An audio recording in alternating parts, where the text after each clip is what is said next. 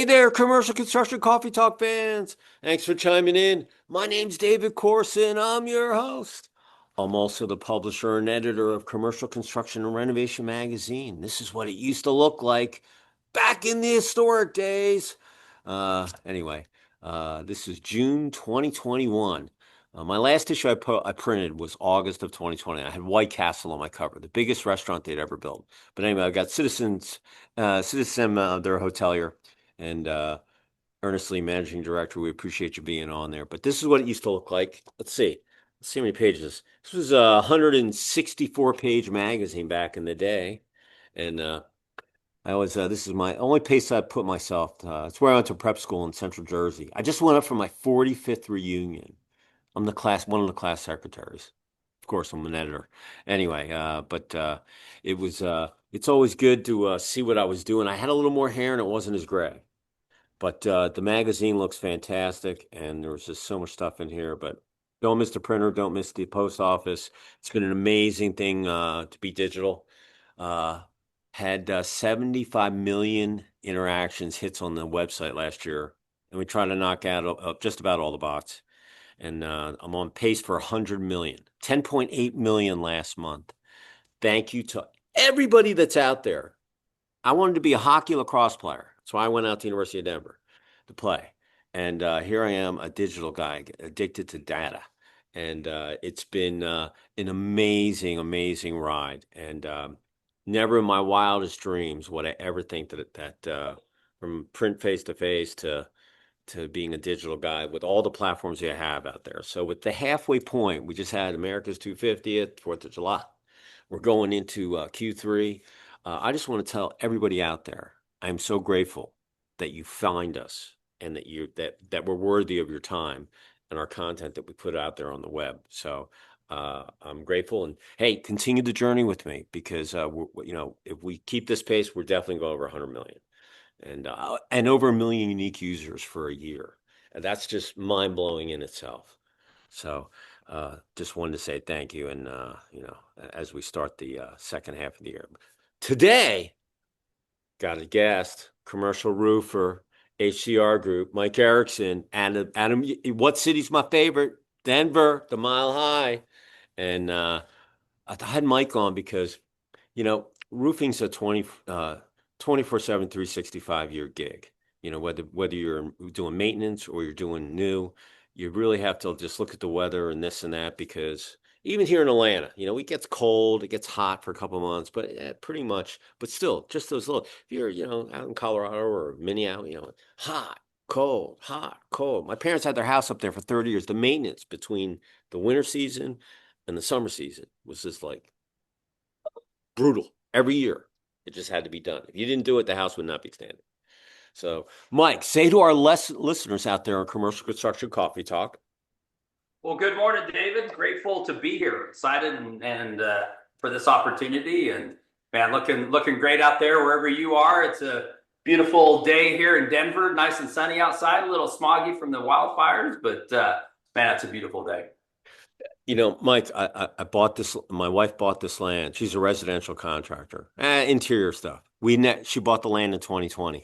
She came home. Hey, I bought some land. It's got a dock permit. Lake Lanier.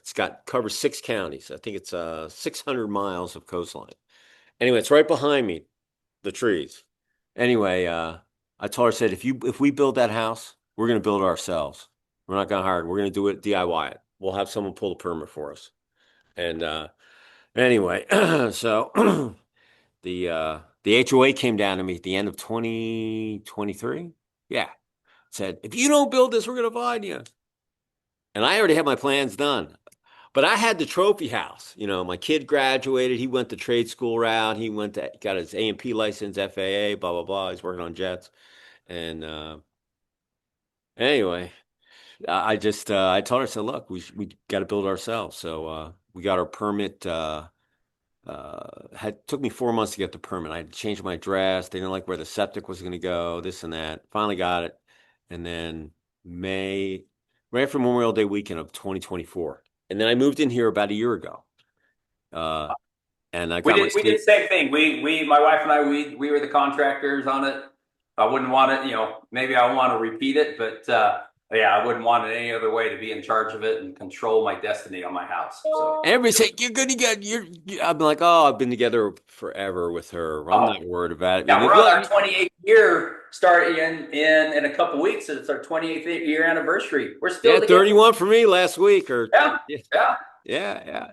Yeah. The only thing that we needed was I needed a grader and then a framer, roofer, windows, concrete.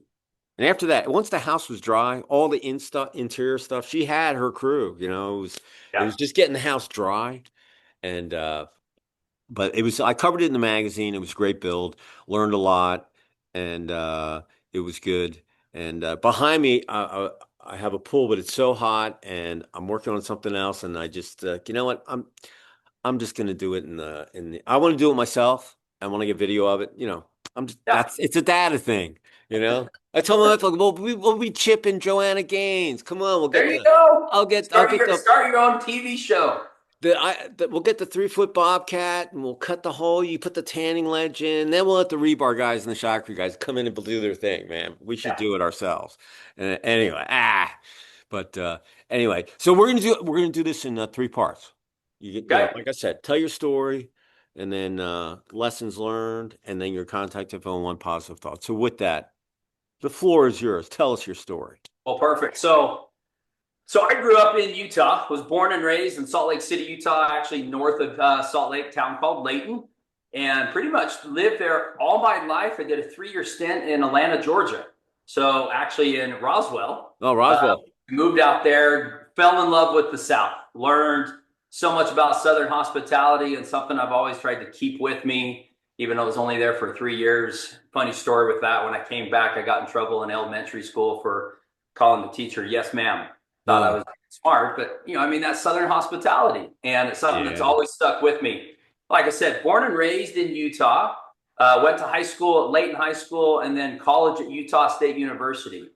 Loved sports growing up. I played all kinds of sports. That was back in the day where you could actually play every single sport. You didn't have to choose, but my passion and love was soccer. So it's been a great year watching World Cup this Oh, season. sure. Sad loss to the U.S., but hey, they did a great run. But soccer was my passion. I actually want to even start trying to play college, and then actually needed to make a decision: do I want to go to college, or do I want to play sports? And decided, you know what, I'm going to focus on school, and got my civil engineering degree.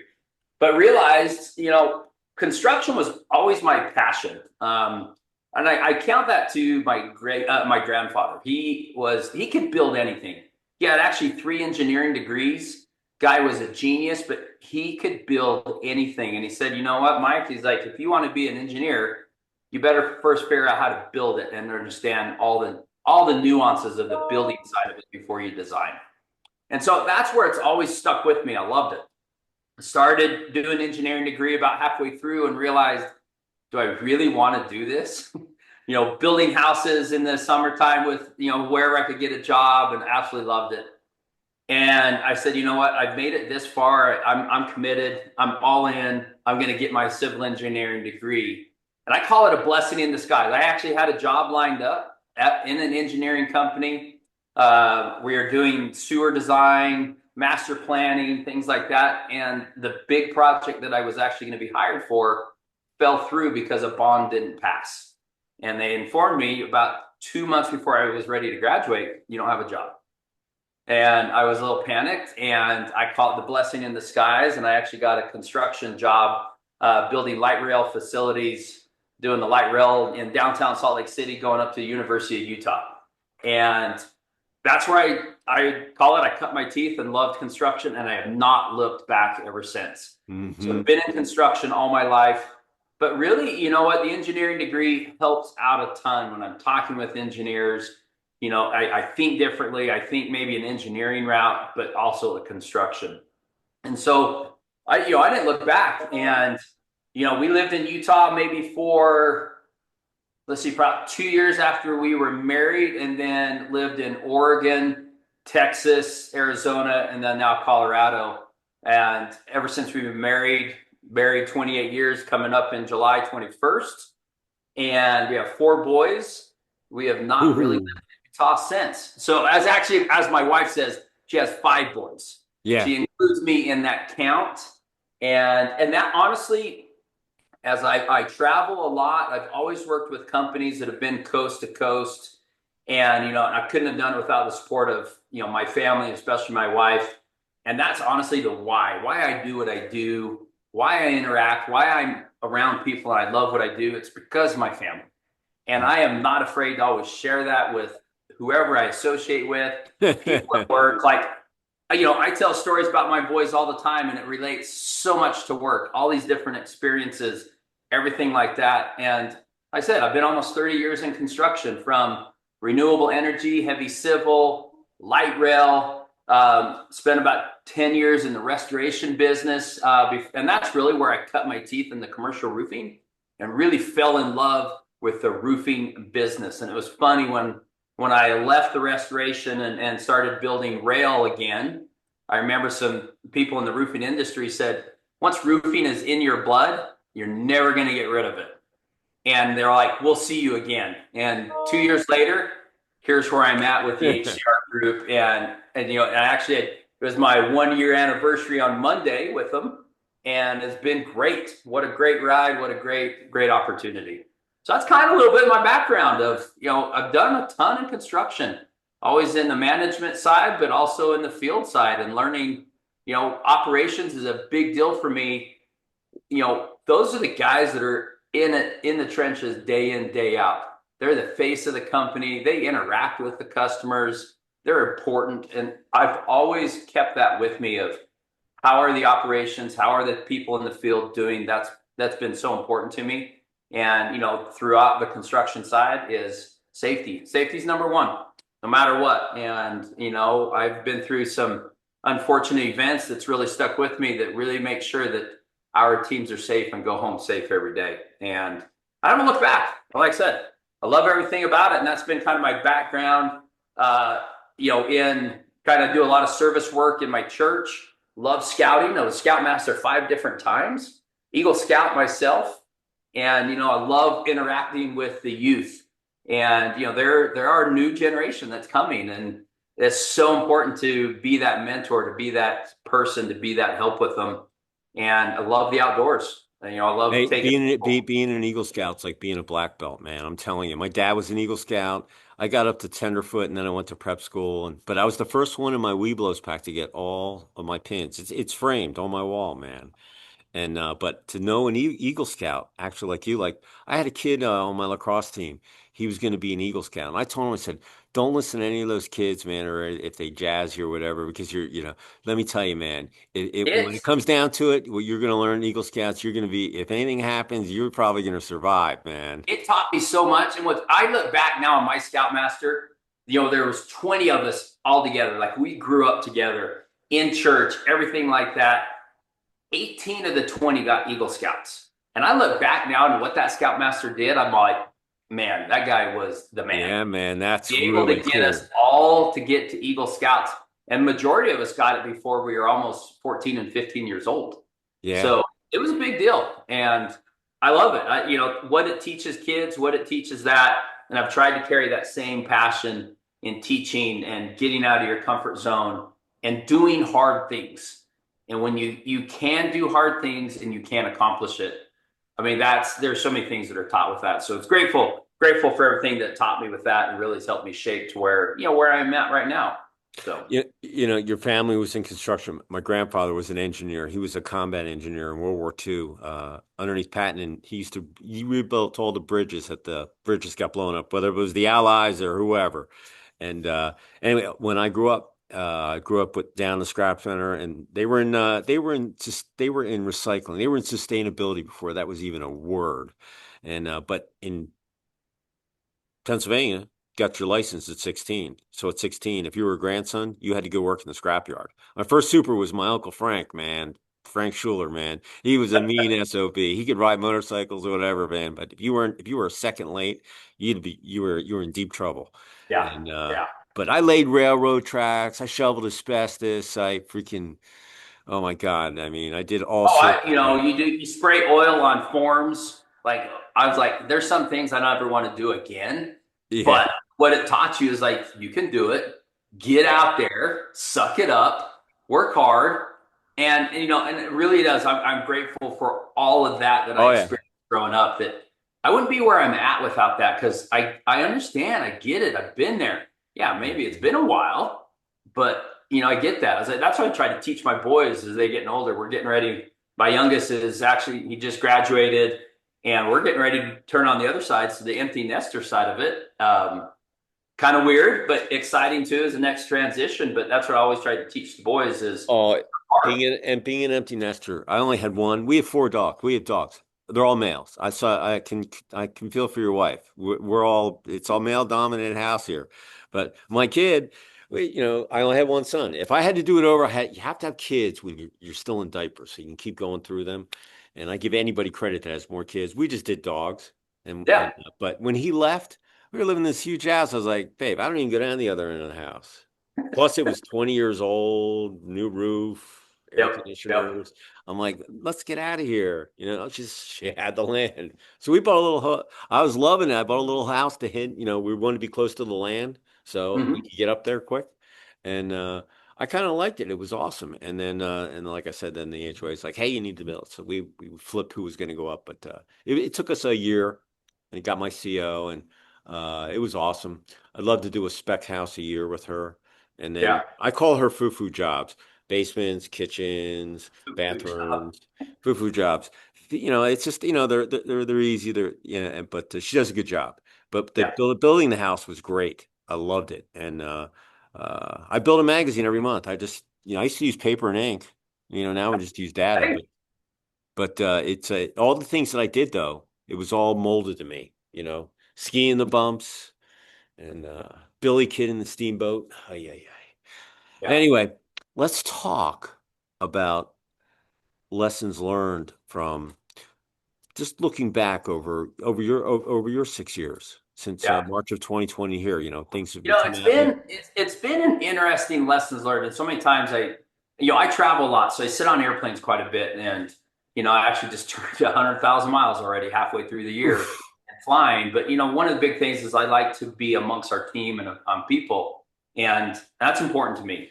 But as I sit there and I've been thinking a lot on the plane of lessons learned and various things. What's always stuck with me is conditions will change. Call it the market up and down. Is it really hot? Is it low? What doesn't change is our people. And I think what's important is staying true to your team and people, no matter what the market, the condition changes, whatever it is, because sometimes you can get really stressed of, hey, call it, it flows downhill or whatever it is. Our team and our people on the front line need to see you as a constant and that you've got their back. And I've been a firm believer of, a long time ago, I went to a Ritz-Carlton training about customer service, both internal and external. It's probably 5, 6 years ago. And what it taught me there is your team is first. You think about Ritz-Carlton and the brand and everything that brings and vision, and it's like it is top notch on customer service. And I was asking a ton of questions, and it really boiled down to you worry about your team first, invest in them, have their backs, train them, and do whatever. Everything else follows. They will take care of their customer when they feel like they're taken care of. The customer service comes, the results come. And that's one thing that's really stuck with me for the last 6 or 7 years as things has changed. Don't lose sight of your team. Don't lose sight of your people. That is so vital and so important. What is interesting is different ways about your customer of how you communicate. Different trends come out. AI is such a big thing now, but really when it comes down to it, the second piece is talking to your customer, communicating. Always when problems arise, it comes from a lack of communication. And so regardless of whatever changes, you still need to talk with your customer. But one thing that really has stuck with me that I've seen is over the last even little bit, call it, I'm gonna say the customer is a little bit more hesitant to spend money right out of the gate, or they're being a little more smart with their money, if you want to call it. Do I really need to do this project right now or not? And if you can truly help them and understand that you are a partner with them, I always say I want to become and be the partner of choice, meaning I'm just not your contractor, but I'm your partner to look at your asset. How can I help you? Do you really need to replace your roof right now? Yes, I would love to do it. Don't get me wrong. But if you can feel like they can confide in you and be a partner with you and say, how about we fix that? How about we maintain that, repair that? Is there maybe a different method from a restoration coating that you can put on? All these different things, if you're able to give them solutions, that's where I think is so vital that over the 6 years of lessons learned, stay true to that. Yes, there's new technology that comes out. I do feel if you're not embracing technology, you're going to get behind, but don't like let it completely overrun you. You can't forget the personal side. You can't forget like what we're doing right now, talking face to face. Yes, we're doing it over Zoom, but there's something that call it the old school of pick up the phone or go see your customer. You can't lose sight of that. And that is one thing that's really stuck with me from a lessons learned. I mean, I've seen different industries change. I've seen different products come and go, but that's one thing I do like about roofing. Roofing is roofing. And, I had an opportunity. I was in Europe this year and seeing some extremely old buildings and architecture. And I'm looking at the roofing going, that is an art. That Yeah. is unbelievable what they do. And that is And it's constantly, still standing today. and it's still standing today. So it's been an interesting thinking lessons learned over that from the last, 5, 6, 7 years is don't forget the people. Don't forget the customer. And you do that, honestly, the results will follow. And being that partner. I've really been trying to emphasize that our team for the last year and even the last few years of leadership roles I've been in, truly being a partner for your customer. And then it comes. That turns that person into a lifelong friend, customer, and they're always calling you. You'd be amazed at how many people I still tell. I'm like, look, I became a digital guy. I still lay my magazine out in high res. So if someone wants to they can get the full magazine. You use a digital printer guy out in San Diego, beautiful, never looked nicer, or just his article. But uh, the whole technology thing is just it's an amazing time to be alive. Number one, but number Mm-hmm. two, your gig is like the roof. It's like the floor of the store. You have the floor and the roof. They're essential parts of the foundation of any facility. You don't want Yeah. it to slip and you don't want to have any drip. Yep. That's the reality of it. So uh, I have no problem with I had no problem with skilled labor as it is, but I know that it's an art. And if you find a good sub, whether it's a roofer or a plumber or electrician, man, you want to keep those guys because number one, you don't want to have to be babysitting. You always have to keep your eye on stuff, but treat them like adults. And man, my wife, man, she feeds them. But man, she'll go grab the freaking sledgehammer, man. And she'll go for it. Yeah. So Yeah, uh, it's been interesting, as you do all that. And one thing that has remained also constant, as I always call it, right seats, right people, right bus. You've got to define the bus, the vision of where you're going. Like people want to know and understand. And then you got to define the seats that are on that bus. What are their roles? What are the responsibilities? And then putting the people in the right seat. And when all that gets together, it's fun. That's when you start seeing called the magic happens, and that really is constantly thinking, hey, is he or she in the right seat? How do I help them get better? How do I progress? Invest internally. When you do that, they want, as I always said, when I was back at I mentioned that Ritz-Carlton training, they talked about this, they called it the passionate advocate, the first year of an employee. Day one, it's all about themselves. At the end of the year, through all the training investment at the end, they're all about Ritz-Carlton. And I've always taken that to heart as going, okay, day one, when someone starts at the HCR Group, how do I make sure at the end of the year, and whatever company, that's important. We keep all the brands and their names and protect that.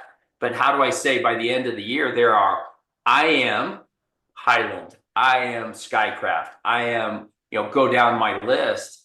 I want to make sure that they think that I am part of the organization. And that's the piece of we can't forget no matter what changes over time, come and go, different trends, you can't forget about the people. Did did you walk in the previous years the roofing show, Mm-hmm. IRE? Yep, Yeah. I So did. I was a media sponsor forever. I used to walk it every year, and so what trends or new products do you see? The one thing I'll be honest with you, through the FIFA thing, I'm not really a soccer guy, but I like competition, so I was watching Yep. it. Listen, the Americans, they had a good run. They looked ugly the other night. They didn't deserve to win. They looked They didn't show-topped. show up. They didn't They show up. honestly They didn't bring did their A not game. show up. They looked dominant, but they didn't look they left that game on the bus. That's a bummer. Yeah. So Yeah. I was a bummed. I told my wife, I'm like, this is not the same team I've watched the last 3 or 4 games. You know? Hmm. Regardless if they had the player. I wish they wouldn't have brought that other player back. They should have left him off and they should have won without him. Next man up. That would have been a great story. And then have him come back and power through the last. They only need, I told my wife, 4 games. That's all they got to do. Four Hmm. games. It's like, it's like the Stanley Cup. They got to win 4 series, 16 games. Yeah. There's at least many games and at least get out of there with the least bumps and bruises. But what the one thing I do see is this foam stuff where they'll get up on the roof, like if you're a residential roof, and they'll say, "Oh, you don't need it," and then you'll see these guys they'll be foam and gives your roof life probably another extra 5 years. But that's just what I'm just seeing. I was like, that's interesting. Those guys are pushing that stuff heavy down here right now. I Yeah. don't. I saw that, like, especially on the shingle side. Yeah, You the know, shingle side. Yeah. Uh-huh. we do a lot of fluid applied. Our Highland commercial roofing company, a lot of fluid applied. It's a great product. It really does. There's multiple layers in. I can go down that, but I mean, really, it is. It's a But that's how like it came out fluid of the blue, applied. It's a fluid versus. applied membrane reinforcement, various layers depending on which system you choose. Great product, works great. Hmm. When I was walking that, yeah, I saw that from the asphalt shingle. That was an interesting. I haven't seen it like from a residential standpoint. We don't do much residential. We maybe 5% of our whole Yeah. business is the residential. A lot of the trends also I saw was how to utilize AI and technology to do things. Like a lot of the booths where I was walking, there's a lot of software companies, a lot of AI, a lot of third party calling centers, like a lot of that to help you generate leads. I was surprised how dominant a lot of that place was about that. Besides that, it just seems like they're just making the product better, Hmm. and just taking what's good and just can I add something to it to make it better, to extend the life. I think what it is from a manufacturing standpoint and a product, this is Mike speaking, is how do I extend my life a little bit longer in a certain product, and just doing, because they're starting to realize, I think the consumer is trying to, I'm going to take it to the end. How do I extend the life of whatever that is? And so I think they're trying to think of, are there different means, methods, or products to extend the life of whatever they put down? Yeah. Uh, Listen, you're gonna have to put something up there. Originally, I wanted to put a whole metal roof on this thing, and then I Yeah. had so many cuts and turns and this and that, and we ended up with a hybrid. We put some shingles through some metal, and uh, it was all just a learning experience, for me. But I'd seen all this stuff. The coolest thing I think I saw a couple years back was for metal roofs was having I think it was Tesla. They had a roof. They have a roofing division, and Yeah, the Tesla tiles that yeah, they have the solar they have the tiles. so you don't have to put up a solar panel up there. You can Hmm. just have the sensor in the steel. It was amazing. I talked to that guy for like 45 minutes to an hour ago. I was like, yeah. So we called the guy and uh, it depends on your path of the sun during the Yep. year. It's got other. You just can't install it, but it was pretty cool though. But shoot, man, roofing is so important. And listen, you can still have a good product. You still have to have it installed, and that's so important is installation. If you have a our, great our, product, our labor force is so vital in and the importance of, and that's where I can't stress it enough, safety, safety, safety, and making sure our teams are safe. They do, yes, you're always wanting to push, operations and production. And one thing I always will step back and going, as long as it does not compromise our safety. yeah, And I have to remind myself about that sometimes. You look at numbers, you look at results, and you have to make sure we cannot compromise safety. We got to take care of our people because, man, I've seen some crappy installation out there, and you're like, oh my gosh. And you want, and that's part of it back to an investing in our team and training. One of the longer term things that I'm looking at as far as us that I want to do is create a training platform from a field all the way up to leadership. Call it our university and whatever, that every year, every quarter, there's hands-on training for our teams in the field. And really part of it is, how do I continue to find that younger generation that's coming up? It's not easy work. It's hard. And how do you find that excitement from middle school to high school, like getting them to go, yeah, I want to be a roofer. And how do you bring that excitement and training? That's something that sits in the back of my mind that maybe concerns me down the road of, the generations. How am I recruiting and training crews all the time? It's something that I always want to be thinking about. Listen, I went through the skilled labor thing with my son, and he was turning bikes, he was working on cars, and he was not interested in history. He was an excellent lacrosse player, and he was a beast. Anyway, they had a shop class, and I went to the local high school and I said, "Hey, you should. If there's one kid out of 3,000 kids that should be in the shop class, it's him. You Mm-hmm. should put him in there. Oh, he doesn't have the mathematics. I'm like, he'll figure it out. Trust me. You know." Yeah. And they didn't put it in it. You know what I did? I yanked him out. He did online his senior year. He worked in the local garage, and now he worked at Boeing for 3 years. He was at FlexJet for a year, and now he's at Gulfstream. And um, it's been and before I used to have to drag him out of bed and get him out because he had to be at high school by 7. The minute he went into tech school and bed was made, he was out the door early. Wow. Wouldn't see him. It was like a complete 180. And so we're bu- I'm working on a project right now. I'm trying to build a Hall of Fame for my magazine. And the area that we're going into, they don't have a shop class or whatever. So we're going to build a trade school. And we have a K through 12 school that's landlocked that's going to give their building to the city, and or they're going to buy it, whatever, and they're going to come out and they're going to expand. I think they've got a couple hundred students, 250. They want like 1,000. Yeah. They have a killer basketball team apparently. Anyway, so they're going to come into their campus, and so I have a huge meeting tomorrow with the city. I've got the county's blessing, and but if I can do the trade school, I hope to be the feeder for everything: roofing, Wow. electrician, welding, That is something CAD. that really does not exist. Well, And it's there are a lot of exciting. just like you said, there are a lot, believe it or not. I mean, I use AI. Listen, it's my assistant. Yeah. Okay, it's delusional sometimes. You have to check stuff out. However, I was using AI before AI was even freaking people even knew what it was. Hmm. So I went in there and I was very, very inquisitive with the whole gig. And we want to be a charter school, 501(c)(3), want to be faith-based too. And Hmm. um, I told the K through 12 guys, I go, look, what's your mascot? And they said, oh, we're the Eagles. We have a really good basketball team. People run our gym all the time. And I said, well, if you had some athletic fields, are you going to field a team? My suggestion is you don't do football or whatever. You have a couple turf fields. You can do soccer, you can do lacrosse, Yeah. you can do Multi-sport.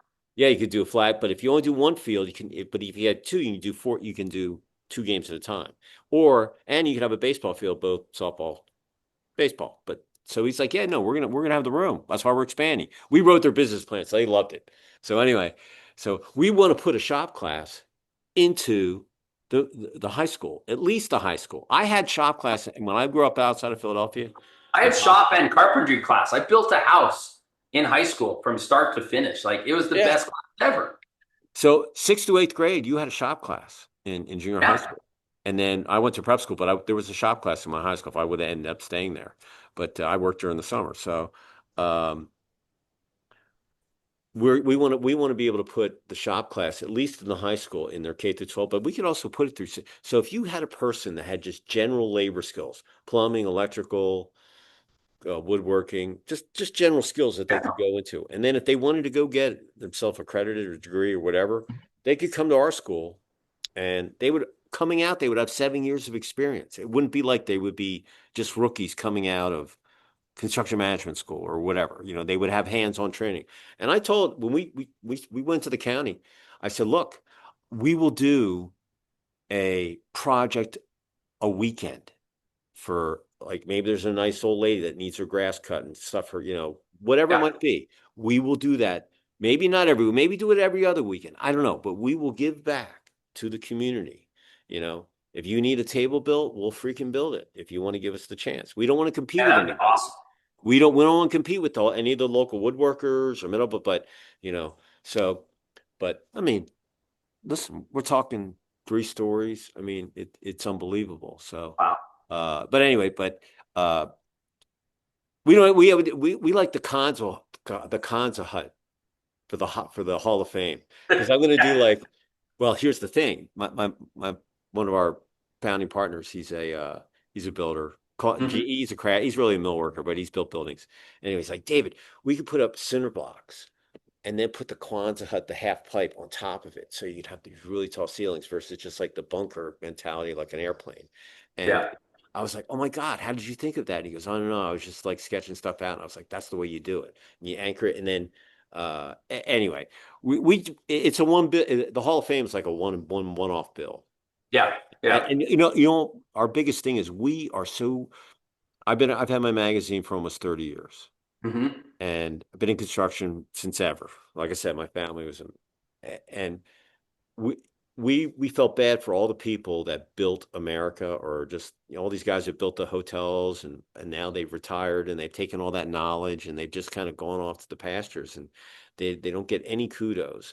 And there's so much that's been done, especially over the last, I would say, the last construction hasn't changed much. It's really the equipment and Yeah. The and equipment the is technique. updated, it's changed. There's more, electronics. So the skill, call it the old school skill set, is not necessarily needed because of the electronics from heavy civil equipment. It's amazing all the different laser and the technology in it. And the technology has changed in a lot of the equipment. Uh, don't get me wrong. The equipment makes it so much more precise. You can you can you can use technology to collaborate and streamline Hmm. stuff. And I'll tell you, um, but the trade school is like a huge gig for me. So That's we'll cool. probably I mean, that is awesome. I mean, we need more of that throughout the United States, you know? Oh no, look, I'm just one, but I know a lot of people that I get press releases and I see, hey, here's another person that's opening up another campus, or they're internally running a school, so all they're just like you're doing, having your Yeah. people, which is freaking awesome. I coached, look, I coached my kid all the way through, and I tried to plant that trade school thing. And, if you can get kids involved between sixth and eighth grade and plant a seed, or on vocational day, you can go out and have a contractor go out, or a roofer or plumber or whatever. I mean, like I said, my son, he was flipping bikes and turning cars, working on engines, making them and flipping them. I mean, he was good at it. And Hmm. I told him, if you don't own your own car shop, first you want to be an auto mechanic. I said, if you don't own your own shop, you're not going to make the money. You can work for someone Yeah. else. Yeah. And I said, well, I'll be a motorcycle mechanic. And I said, once again, you have to have your own shop. Plus, you have to do it in a state where they ride all year long, Yeah. basically Georgia. You got to find where the demand is. Yeah, basically Georgia. We ride. You Yeah. can ride all year if you want to. And then he we took a tour of this FAA stuff. They have 20 schools. It's called Aviation Institute of Maintenance. You learn avionics, woodworking, sheet metal, uh, everything.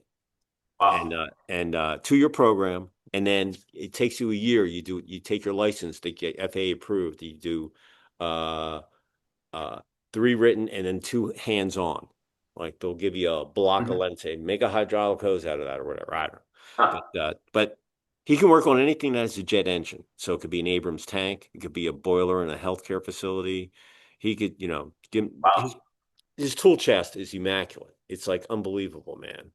And so I went through it. So I'm like, man, I would love to turn out. So I'm like, we want to turn out whatever's needed out there. And I had several of my lacrosse guys. One guy's a welder, another guy's an HVAC dude. They have their own trucks. They have, they're doing their thing. And I said, don't mind the plumber jokes. Okay. You laugh all the way to the bank. It doesn't matter. I know Everybody needs well water. off Be a plumbers. plumber.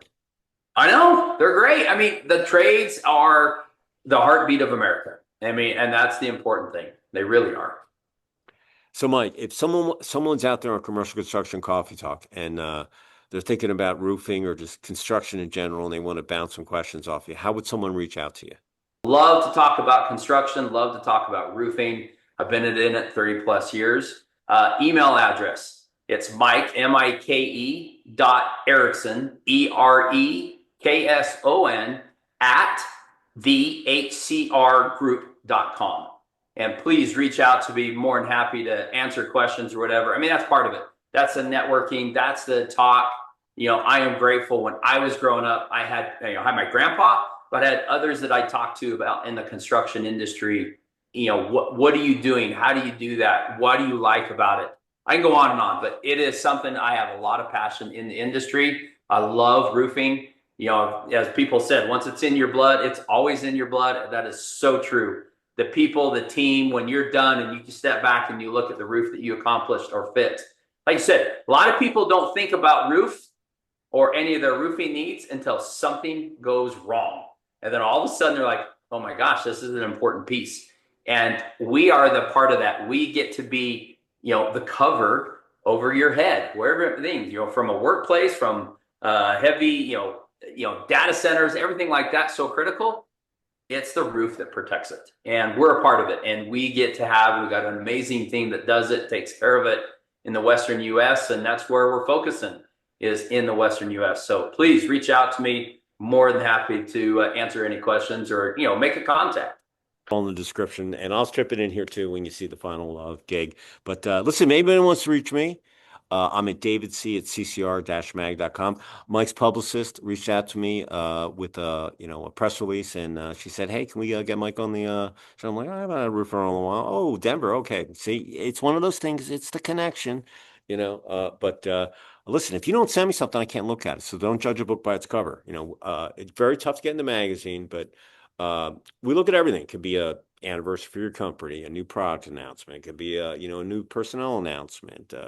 It could, don't just send it to me. We'll find a place for it. And we make sure everything's meta tagged and SEO compliant. And so you get Mm-hmm. found on all the algorithms. Google will find you.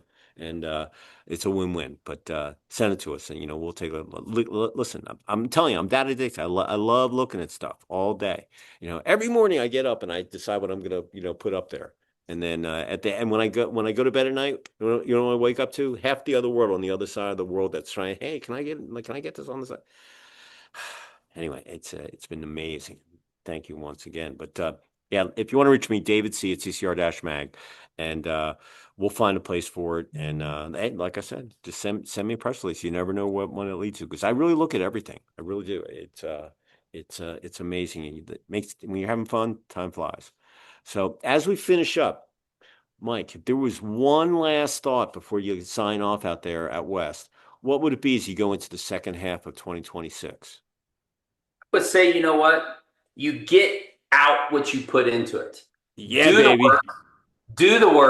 work hard, do it safe, and the results will follow. And that's what it is. It's you get what you focus on. And it's as I actually just been meeting with my entire sales team last week, and I said, you know what? It's second half. We've just, I used actually an analogy of the basketball, the Knicks and Spurs, and at halftime, and the greatest comeback of all time history. And I said, you know what? It's the second half. We got half of the year. Put in the work, focus, do it safe. You know what? The results will follow. I use that. Listen, I do a little vlog every day, and I just said all last week. I'm like, hey man, look, you should look back at your first 6 months, see what you Mm-hmm. did good, see what you didn't do good. It's okay. We're all human. You don't Learn do from it. every day's not going to be peaches and cream. Hey, come on. It's vicious out there, man. It's combat, man. You better bring your A game every day because you got not only your competitors, but you even got yourself. You got to battle. So if you're not improving, you got to be improving every day. But if you're not making mistakes, not push yourself hard enough. I'm That's right. sorry, That's right. but be greedy with your time, because if it's not going to benefit you, don't do it. All right. Make sure it benefits you and everybody else. So, but I have Two other things I want to say. Number one, I'm going to go on the safety thing. We want you to be safe on the construction site. So you get home, have dinner, catch some TV, laugh, catch some REM sleep, go do it the next day. Number two, drink your water, stay hydrated. That's the ski bum in me. That's the construction, whatever. If you stay liquefied, you won't miss the open net. You won't drop the pass. You get dehydrated. You slice your finger. We don't want any of that to go on. Even put some electrolytes in there if you got some powder. But drink a bunch of this. And it's not just for the summer. Drink it every day. Stay liquefied. Last but not least, hit the like button, subscribe, leave me a comment, get the algorithms out there so we get Mr. Mike's story out there out in the West on roofing, etc. So with that, hey, it was great first 6 months. 4th of July, I had my 31st anniversary. I turned 63 at the end of the month. I had the 4th of July, the 250th celebration. Thank you to all the military out there that do their thing every day and everybody else, first responders and everything else. And um, now it's the second half. So I've adjusted. I'm ready to go pedal to the metal all the way, man. You do it every day, you can have an amazing year. And so there's so much going to go on the next 6 months. It's mind blowing. It could be anything. I'm just telling you, every day it's never dull. So, Mike, when I come out there, I'm going to look you up. I'm supposed to go Perfect. out my lacrosse coach. He's getting inducted into the Colorado Lacrosse Hall of Fame. I think it's the end of the month, and it's still on my calendar. But if I don't make it out there, but I was invited. He's like, "Hey, you should come out." He's going to be in there, and I'm like, "Oh wow!" And but my mom's coming in town, and I don't get. She's 86, 87. So I was like, I can't do that trip. But if I come out there, oh man, Look me up, David. I'd love to see some projects or whatever, right? Perfect. Definitely. So say goodbye from out there in Colorado. Goodbye, everybody. Stay safe. I'll say it again. Stay hydrated, stay safe. That's the most important thing. But you know what? Have a great day. Hey, and we will see you next time on another episode of Commercial Construction Coffee Talk. Mike, pleasure speaking with you. Everybody, have a great rest of the week and see you next time. Cheers. Cheers.